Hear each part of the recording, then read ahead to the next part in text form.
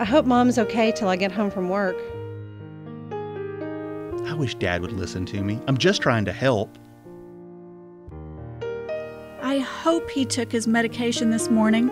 Last time he missed a dose, he ended up back in the hospital. What if I miss the signs that she's getting worse? I wish I could check on Mom more often, but she lives so far away. I don't think Dad is always honest about how he's feeling. I mean, how can I help if he won't tell me the truth? I'm so worried Mom will fall again. If Mimi goes back to the hospital, who's gonna take me to the park?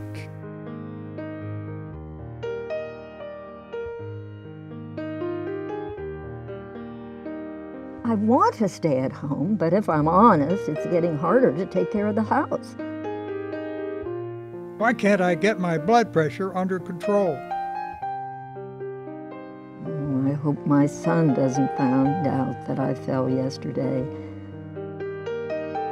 Sometimes I feel so lonely. You know, I just don't have the money to pay for that new prescription. I'll be fine without it.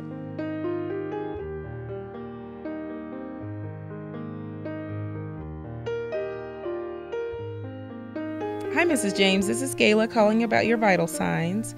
I noticed that your blood pressure was up a little bit this morning. Are you feeling dizzy or lightheaded? Good morning. Your sugar is really high. Oh, you had some of your grandson's birthday cake for breakfast. You've got to be really careful with that. Why don't you walk around for a few minutes, and then let's retest and see if we can get that sugar down. Okay, I'll talk to you in a little while. Why haven't you gotten your new prescription filled? Oh, you can't afford it. Well, have you talked to your doctor about that? There may be a generic available or assistance with that medication.